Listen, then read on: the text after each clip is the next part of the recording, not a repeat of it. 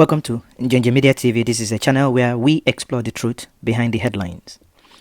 You might have read and you might have heard that President Muhammadu Buhari has given us something to ponder about. He made a statement recently that President Donald Trump accused him of killing Christians in Nigeria, but he told him it is farmers' herders' clash. And that is cultural, and that is not an ethnic or religious killings. And he reads as follows: Trump accused me of killing Christians in Nigeria, but I told him farmers' herders' clash was cultural, not ethnic or religious. Buhari. Now, for one moment, think about it. Now we begin to understand when Mazezoke normally says that it is an aberration, that there is nothing like farmers' herders' clash. When he normally makes this comment, maybe people don't understand when he says this, that it is herders' invasion of farmland and not farmers' herders' clash. Farmers have land. Land don't move. All you have is land. Land don't move. And you plant in your land maize, cassava, whatever it is. Someone moves his or her livestock, comes into your land.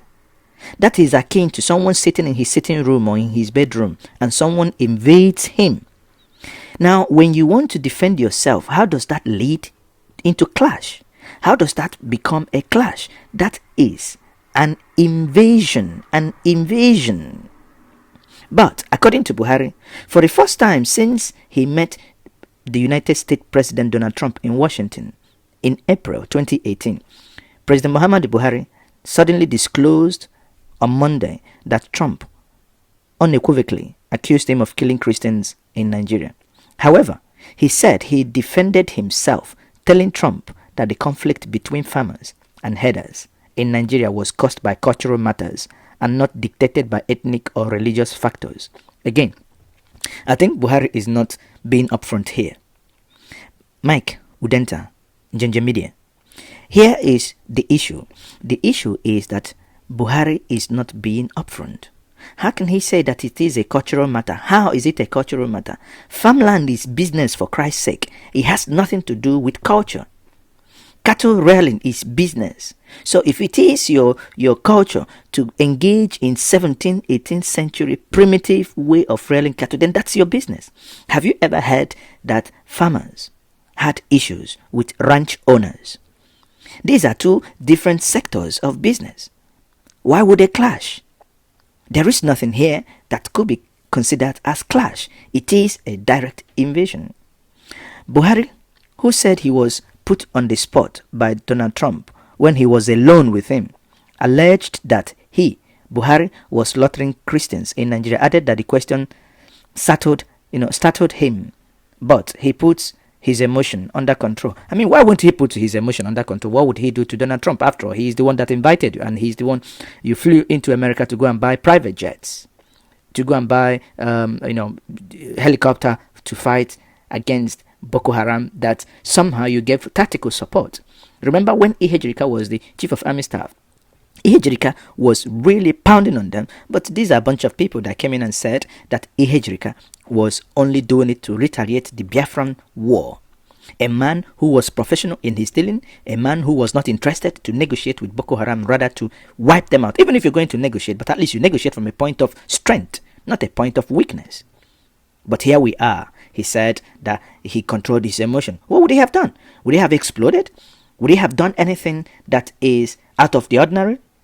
The president, who made the disclosure when he deviated from his closing speech at the end of the 2-day ministerial retreat in the presidential villa, said he was the only African leader from less developed country that was invited by Trump at that time. Now, could that also explain why Trump, after that meeting, called Africa a shithole? Because probably the response that he got from Buhari would have also rattled him so much to say that these people are shitholes and they are shit thinkers because they don't think. Because Trump will be saying, hey, how can a farmer and a ranch owner in Texas ever clash with each other? Because it doesn't make sense to him. How can he be Trump will be thinking, oh, it is cultural for people in Texas to have bulls, to have, ranch or ranches. Maybe someone from, another part of America, how can they just go from Chicago maybe to Texas or maybe to Alaska with cows? He will be thinking, man, these people must be living in shitholes. That's why their president is thinking in this manner.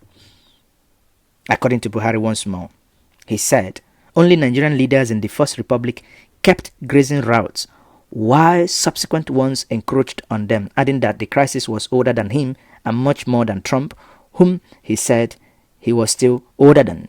Now, it's not about age here. If Nigeria in the 18th, 19th century engaged in cattle route, moving cattle from Sokoto to Umuahia, Sokoto to Ogun, Kaduna to Ile-Ife, or from Zamfara to Onitsha, to Aba, to Enugu, to Benue, that was 18th and 19th century. Even in the early 20th centuries, we are in 21st century, for Christ's sake. Buhari, upgrade yourself. We are in a 21st century, and this crisis has been on and on and on. It is time to stop this madness. It is total madness what is happening. Now, Buhari continues and he said, I believe I was about the only African leader among the less developed countries the people of United States invited, and when I was in his office, only myself and himself. Only God is my witness. He looked at me in the face. He said, why are you killing Christians? And I'm actually beginning to like Trump, because this is a real man that can wait for this opportunity, because he didn't want to embarrass him. He wanted a candid, response. But sadly, as usual, Buhari, blew the opportunity, because it has been over 2 years Buhari came back from that trip. Has anything changed from the killings that has been happening before he left? We saw how people woke up first week of January 2018, and we saw thousands of people, hundreds of people being killed in 2007 January, the 17th January. Hundreds of people being killed in Benue, houses erased, farms, everything just taking over. That is what Buhari's presidency has invariably brought. Now, Buhari also said, I wonder if you were the person, how will you react?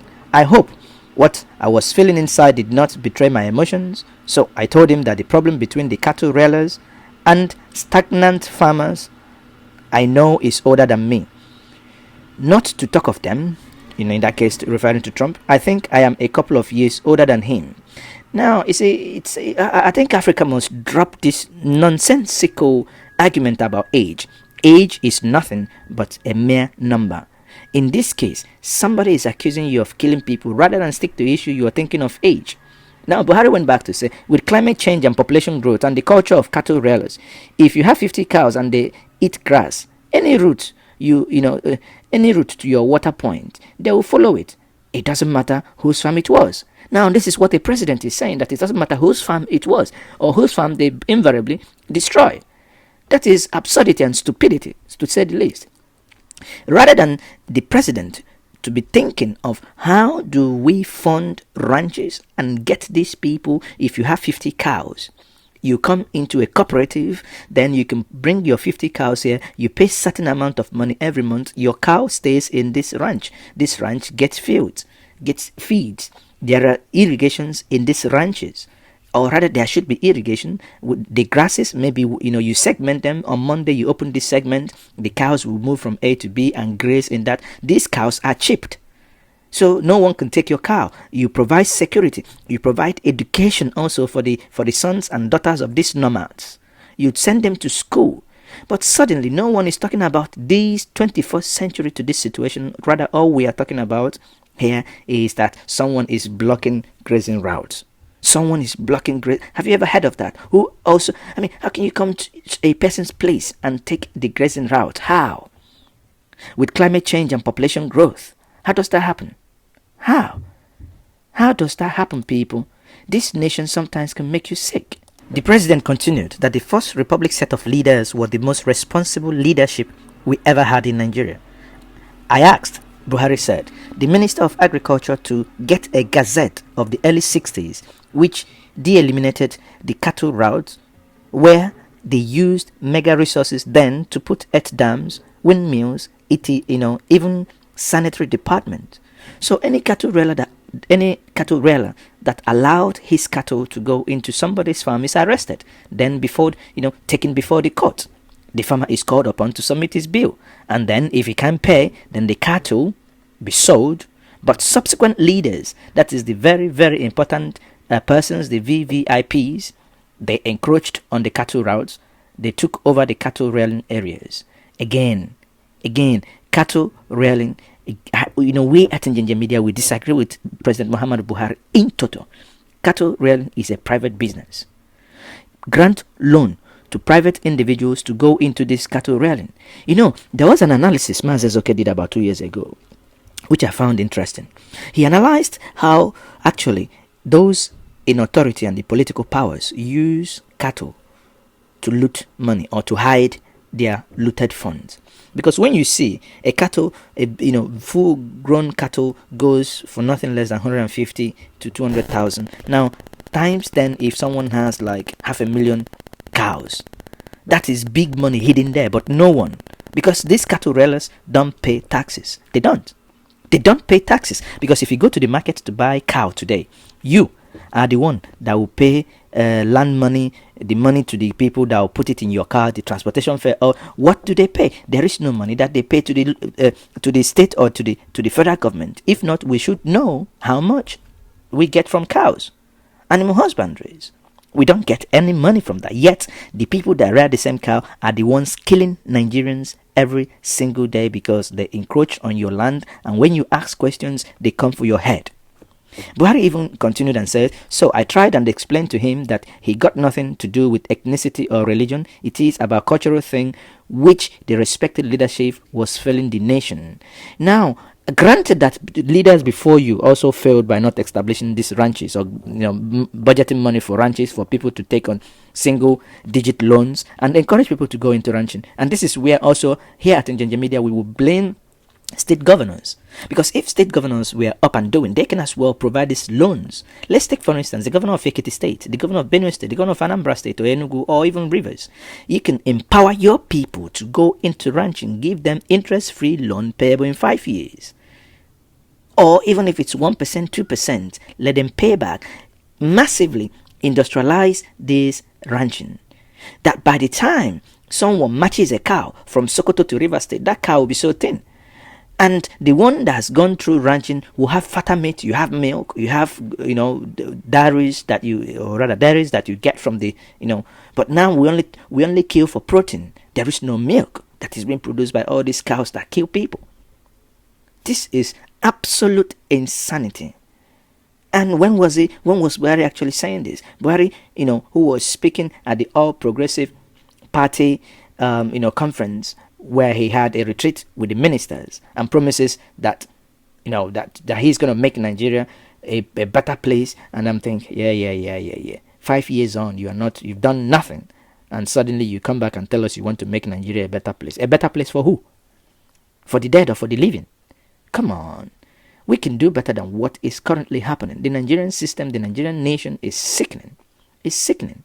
Suddenly Trump asks you a question, but you couldn't still not answer that question. We think your government have failed to protect Nigerians. We think it is abysmal failure that the basic thing you swore on oath to do for Nigerians is not being done. And we here at Njenje Media think that this government is expired, actually. It's time to hand over and leave the scene. Let's get people together to decide the fate of this nation. It is time that we call for a referendum that will decide on how we want to govern ourselves, how we want to be governed, not what we are currently receiving from the current government. Once more, I remain yours presenter, Mike Udenta remains my name. This is once more Njenje Media TV. Please, can you subscribe to this channel? Remember to click on the bell icon for notifications so that whenever we upload our wonderful contents, you must and you will be among those that will first get notified. Thank you very much for listening. I remain Mike Udenta.